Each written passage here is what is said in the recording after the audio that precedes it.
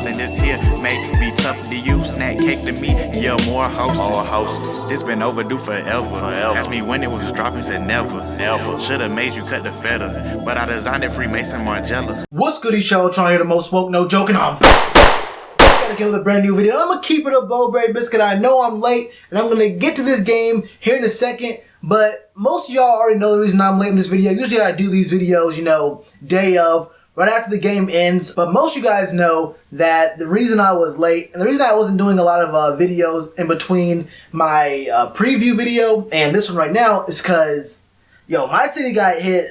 We were going through a little bit of something at the time. And I think a few of you guys were as well. But yeah, Hurricane Florence came through. I didn't have power for what, 3-4 days? I'm not sure how long it was. I didn't have power for at least 3 days. And I couldn't even watch any of this game except for the last, I think, 3-4 minutes. I think it was right after Cam got intercepted, which wasn't really his fault. We'll get to that in a second. The first part of the game I saw was the Falcons' possession after that last interception and on.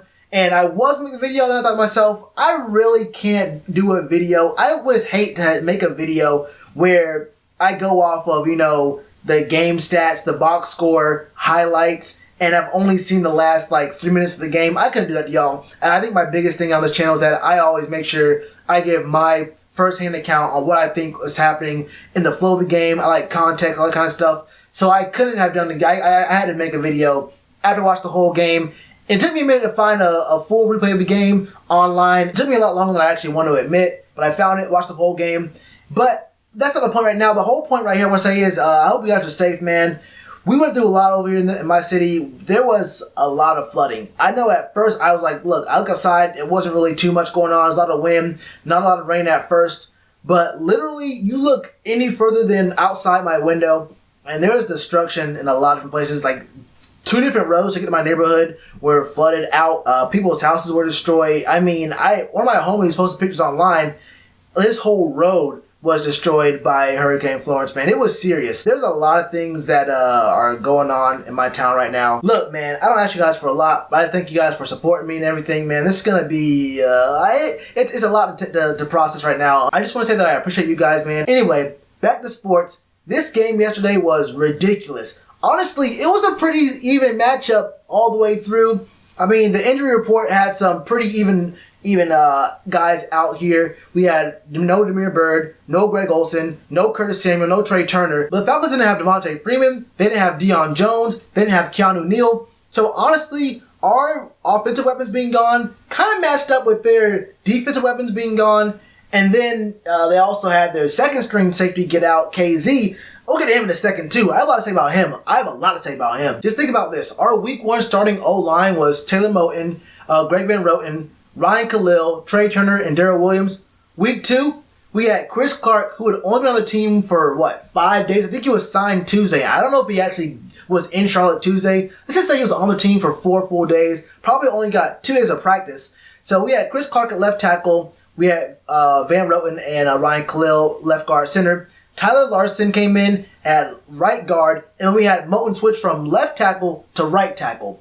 That's a lot of switching around, a lot of new faces and new places. But I mean, it wasn't really that bad of a game for our O-line. Only giving up 2 sacks to this rush from the Falcons is not a really bad stat line to have. I actually was pretty impressed with our O-line yesterday. I mean, Cam was rushed a little bit, but honestly, it wasn't as bad as it really could have, maybe even should have been.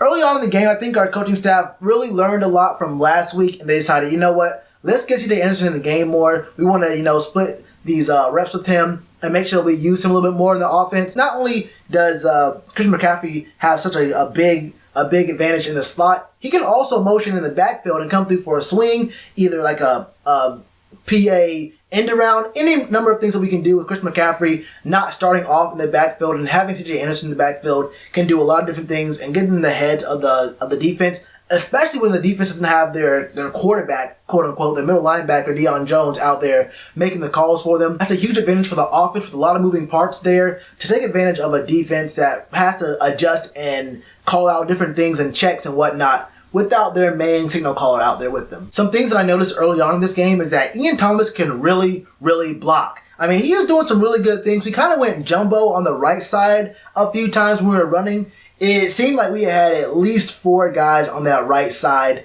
A lot of times we run to the right side. We made sure that there was 100% no doubt in our mind that someone was going to get blocked on that front. But the run game wasn't really all that strong. But Ian Thomas was still really good at blocking this game.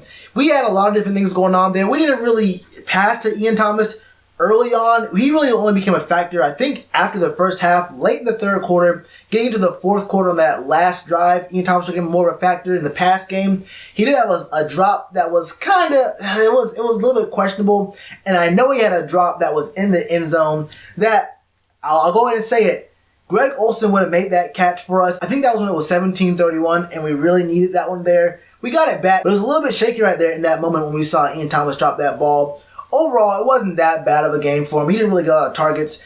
And the main reason is because a lot of other guys did step up. Jarius Wright was amazing this game. I can't even say it enough, man. This man, Jarius Wright, like I said when we picked him up, he is Mr. Reliability. Will he burn you up the field? Will he, get a ton of yak? Will this man, be the flashiest guy at receiver for your team? Is he going to set the market when he gets paid? No. But he has sure hands. When you throw it his way, and Cam throws it hard. Honestly, Cam throws it a little bit too hard. I won't even front. It's a little bit kind of shaky there sometimes because he throws it on a rope, on a frozen rope sometimes. And I saw later on in the game, as the game was going on, receivers are more catching it with their body than just their straight up hands, getting these short passes from Cam because he throws it kind of hard. And, as the game goes on, you get a little bit more fatigued. That ball starts coming into your body a little bit more. Even though you have the soft gloves and whatnot, that ball coming in hard from a guy as strong as Cam, it can really get to you. But, Jarius Wright really did step up for us. Torrey Smith has some really, really clutch catches. Devin Funchess, he had some really good catches, but later on in the game, I wasn't really feeling what Devin Funchess had going on for us. Like I said, I'll get into that a little bit more. I actually have a little bit of a maybe not so popular opinion on what should happen with Devin Funchess later on in the year, but I'll make that video later. Cam throwing to his checkdowns a lot more often this game was very impressive, continuing what we did from last week versus the Cowboys, and it looked like the Falcons were kind of content to give us those really short passes to Christian McCaffrey underneath, Jarius Wright. If you're to Torrey, well, not so much. It was really more to Christian McCaffrey. It was like they said, look, if Christian catches it in the backfield or like 3 to 5 yards upfield, we'll take it, just gang tackle him, get around him, and we'll make sure that he doesn't get much off those short yards. And we'll make sure he doesn't get much off those short yardage passes. And honestly, he got a lot. He had 14 catches for over 100 yards, which I think set a few records for, I think he was tied for the most receptions as a running back. I think he tied Steve Smith's most receptions, something like that. And 100 yards for a running back tied some kind of record, I think, for the Panthers or maybe even the league.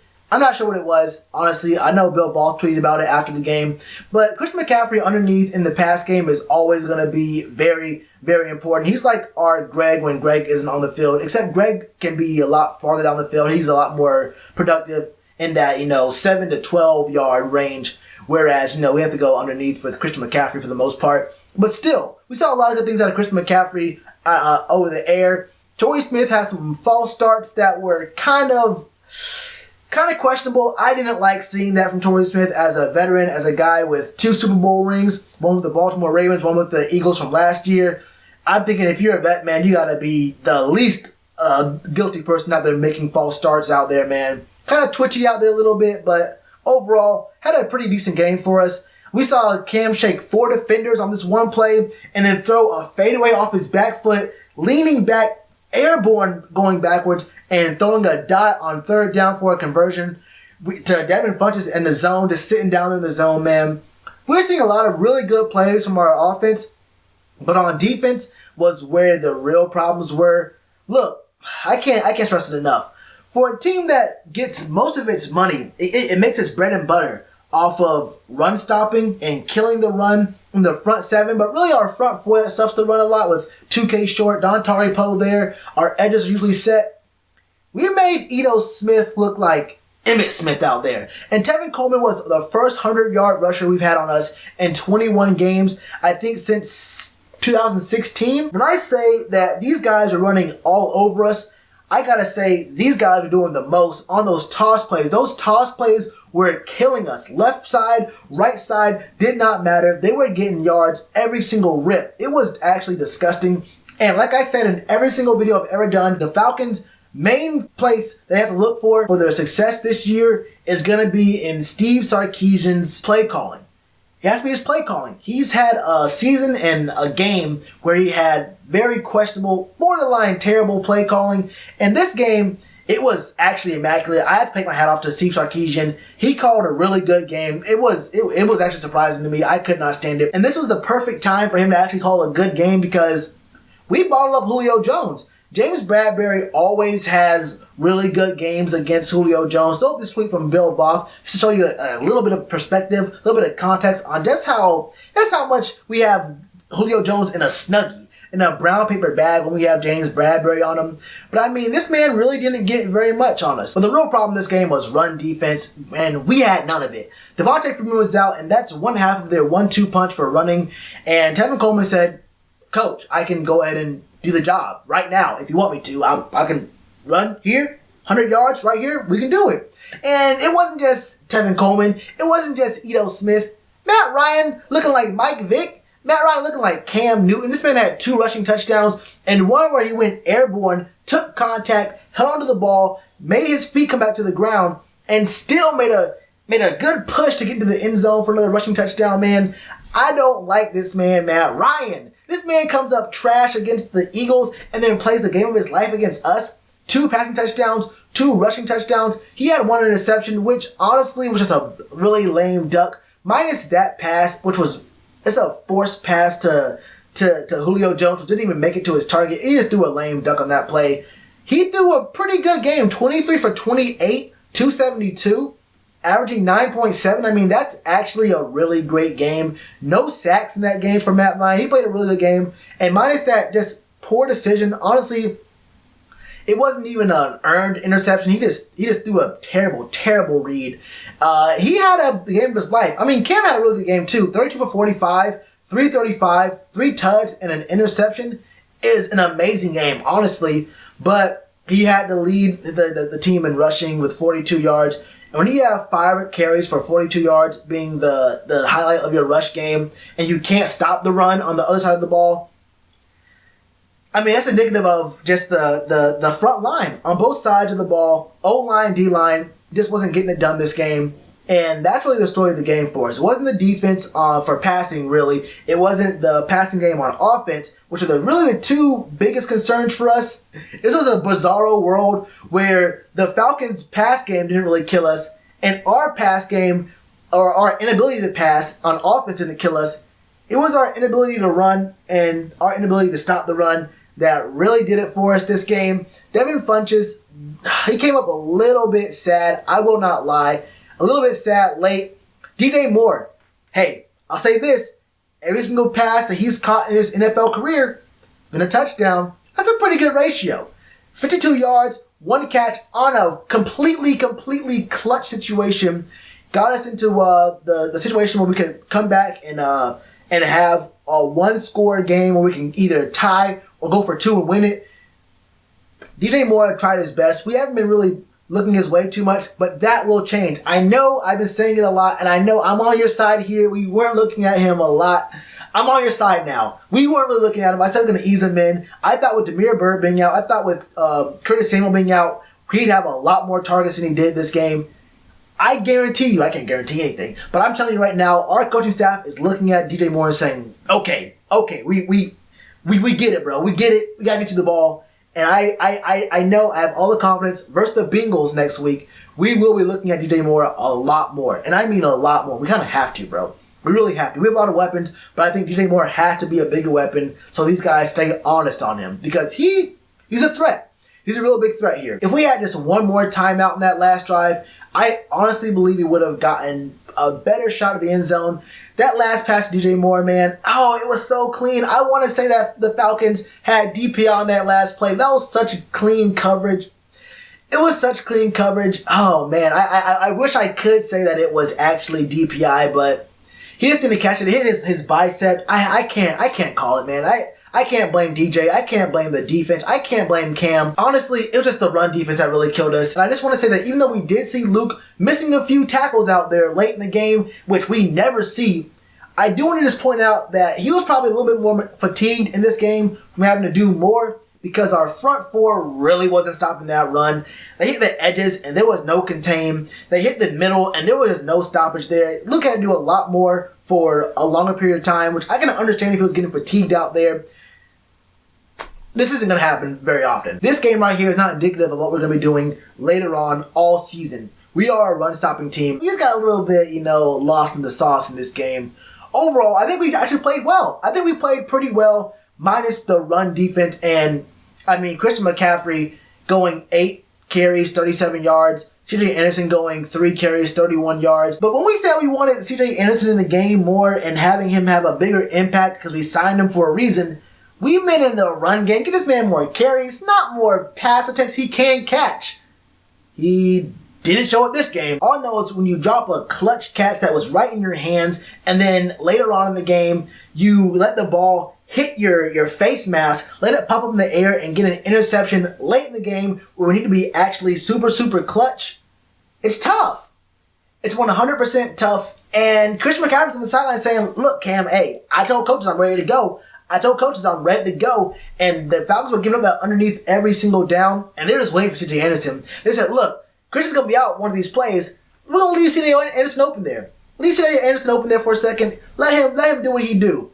And he did what he do. I did not blame Christian McCaffrey for that fumble inside the 5 last week. I'm not going to get too down on CJ Anderson for that interception that he caused, but it goes on Cam Newton's stat sheet. I think the NFC South is looking crazy this year. I think this is actually the most even it's looked in a long time. In 10 years since the Bucs won, this has been the most even the divisions look. I guess maybe even since the 7-8-1 season, I guess. I don't know. But this is the most positively even and well-matched these games have been. What do you guys think? Was it a pretty fair game? Was there anything that I missed? Anything that was kind of noteworthy or, worth talking about that I may have skipped over or not mentioned? Let me know in the comments below. Psych, boy, you thought I was going to forget this? Nah. It's going to be a much longer video than you thought. Bro, let's talk about KZ for a second. You know what, I skirted around that for a little bit there, for a little bit of a second. This is something that for you guys who watch this whole video, you get this little treat that I get to throw in at the back end of it. I was going to say in the beginning of it, that man is dirty. This man is actually trash, garbage cans, the worst kind of person in the world. Bro, you know what the deal is, bruh. You spent the whole year. You had all off season. You don't play very much, my guy. You don't play very much. You got a lot of time to listen. You have a lot of time to listen and let things get to your brain. Oh, he ain't know. You couldn't go helmet to helmet. All this talk about the tackling rules coming into this season. You couldn't go helmet to helmet. But you never seen, okay, it's only a first year rule. You never seen that happen before, okay? You didn't watch the preseason. You ain't never seen it before. I get it. Have you played football in the last, 20 years? Or however long the slide rule's been in effect? Did you know that you don't even have to touch the quarterback to make him be down after a slide? You know that he's actually, the play's over, the ball's dead when the quarterback gives himself up in a slide? But you didn't know if he was sliding or not, huh, KZ? This man, KZ, is actually dirty. I don't care if he's the hard hitter, he's the ball hawk guy, he's how Keanu Neal is one type of safety and KZ's another type. This man actually went and he targeted Cam's head. When I tell you, I saw some comments in a few other places talking about, I know that sometimes it's hard for defenders to know, it's hard to see if a quarterback is going to go down or win or where they're sliding and you're already in the action. Nah, bro. If you watch that replay, I don't have the clip on right now. It's on Twitter. You can find it anywhere, honestly. If you can find that replay, you can see Cam is already in the act of sliding. Now, I will say this. KZ is lowering himself while Cam is sliding, but KZ does not even launch himself. He's lowering himself, but he doesn't even launch himself at Cam to make the tackle until Cam's hip is already on the ground. Before his hip to be on the ground, that means he had to already have been in the slide position, in the slide motion, and you had to have already seen it. Now, I understand if you actually hit him. If you make contact with him on the ground, it's still a flag, but it's not the same as you going head first with all of your might, actually going through with your momentum and hitting him with your helmet to helmet. Like this, the thought process of this man to actually start launching himself at Cam after Cam's hips on the ground. Like I said, if you make contact, that's one thing. I know your momentum is coming into it and all that stuff. It's football. I feel you on that. I mean, honestly, the man's sliding. You can jump over him or jump to the side. We made sure that when Matt Ryan was sliding, we made sure to get out of the way. We jumped out of the way. There's a play where Matt Ryan slid, and one of our defenders jumped over Matt Ryan and actually made made a contact with another Panthers player in order to avoid Matt Ryan. So if there's any Falcons fans out here wondering, oh man, you're just a Panthers fan, you don't really care, man, you're just trying to be a homer or whatever. If we or if anyone in the league hit Matt Ryan that same way that KZ hit Matt Ryan, what would you want? Okay, the ejection, fine. That's cool. But did y'all know that KZ wasn't even suspended for that hit? This man knew and saw. Was he blind? I mean, if he didn't see Cam, was he blind? He knew and he saw Cam sliding. He was all the way about 98% through with his sliding motion, and he still launched himself at Cam's head. And these NFL refs don't care. They had to call that, bro. Cam hasn't gotten a call in a long time, and the league not suspending this man, the league not suspending KZ for at least 2 games, at least 1 game for that, just proves the league does not care about Cam Newton. If it was Drew Brees, if it was Tom Brady, that would have been nipped in the bud. They'd have been suspended for 4 games. See, when